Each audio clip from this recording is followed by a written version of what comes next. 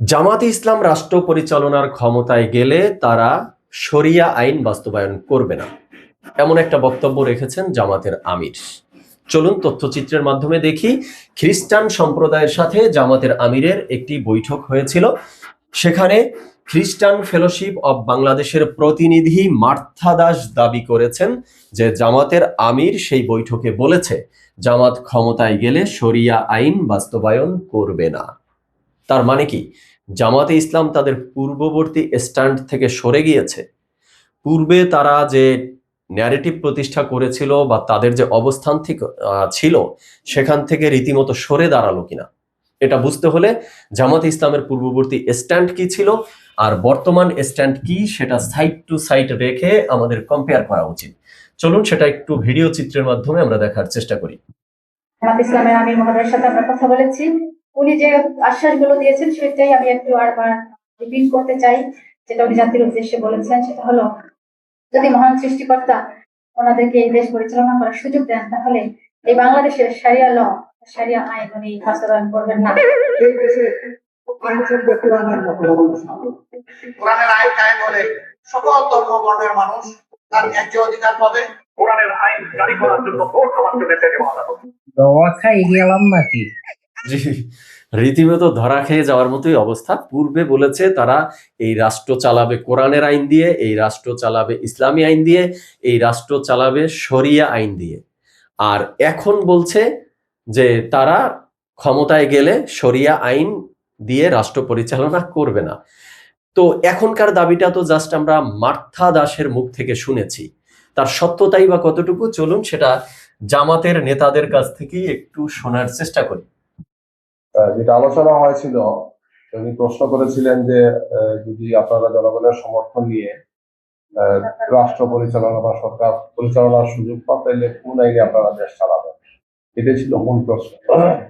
এখানে থাকে অনেকে জিজ্ঞেস করেন যে শরিয়া আইনে না অমুক মডেল অমুক মডেল। আমাদের আমিরে জামাত বলেছেন যে বাংলাদেশের বিদ্যমান যে আইন সেই আইনেই বাংলাদেশ চলবে, যেখানে সব ধর্মের সম্মান এবং মর্যাদা রক্ষা করা হবে এবং এই আইনটি যথেষ্ট। বাংলাদেশে যে প্রচলিত আইন আছে সেই আইনটাই রাষ্ট্র পরিচালনার জন্য যথেষ্ট।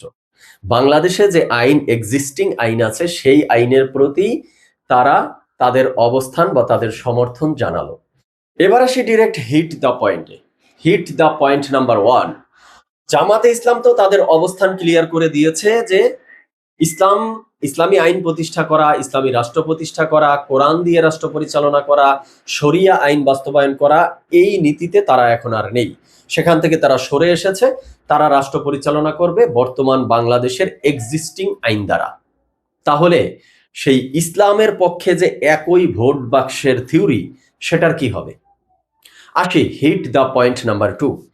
এই ইসলামের পক্ষে একই ভোট বাক্স যে তৈরি করা হয়েছিল, এই ভোট বাক্সের মধ্যে তাহলে এখন কারা থাকবে আর কারা এখান থেকে বের হয়ে যাবে?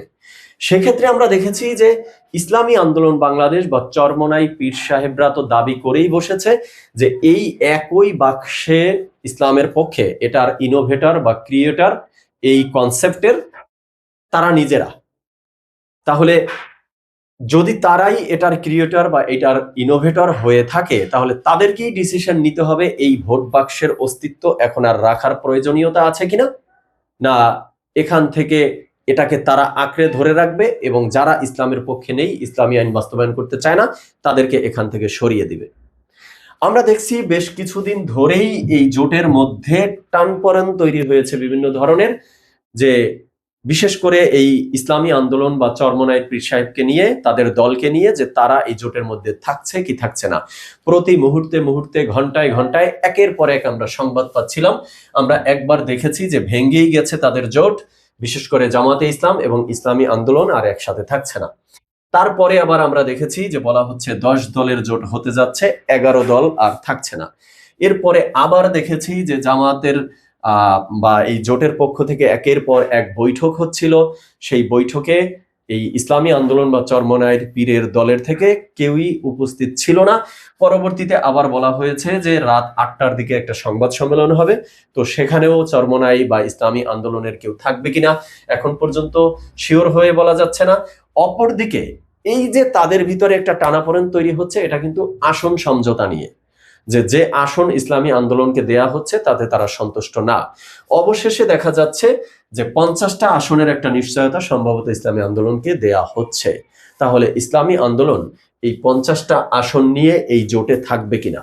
যদি জোটে থাকে তাহলে একটা প্রশ্ন সামনে আসবে যে ইসলামের পক্ষে ভোট বাক্সের এই যে প্রচারণা, এই যে ন্যারেটিভ প্রতিষ্ঠা করা, এই যে আইডিয়া কনসেপ্ট, এইটা আর চলতে পারে কিনা।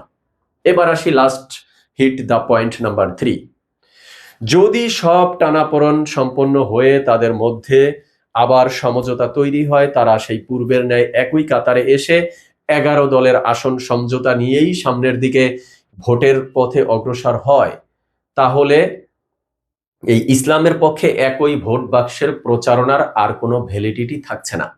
তাই ইসলামী আন্দোলনের বা ইসলামের পক্ষের একই ভোট বাক্সে আপনারা ভোট দেন, ইসলামকে জয়ী করেন, এই প্রচার প্রসার যদি তারা সামনের দিকে চালায়, সেটা হবে বাংলাদেশের মানে সাধারণ ধর্মপ্রাণ মুসলমানদের সাথে রীতিমতো বেইমানি করা, রীতিমতো প্রতারণা করা।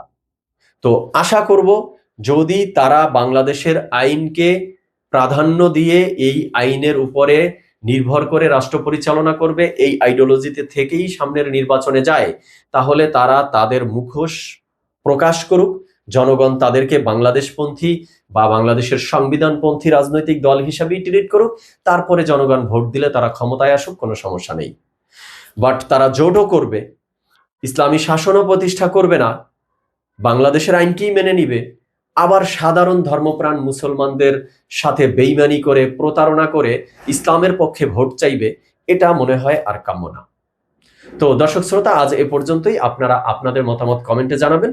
সবাই ভালো থাকবেন, সুস্থ থাকবেন। ধন্যবাদ সবাইকে।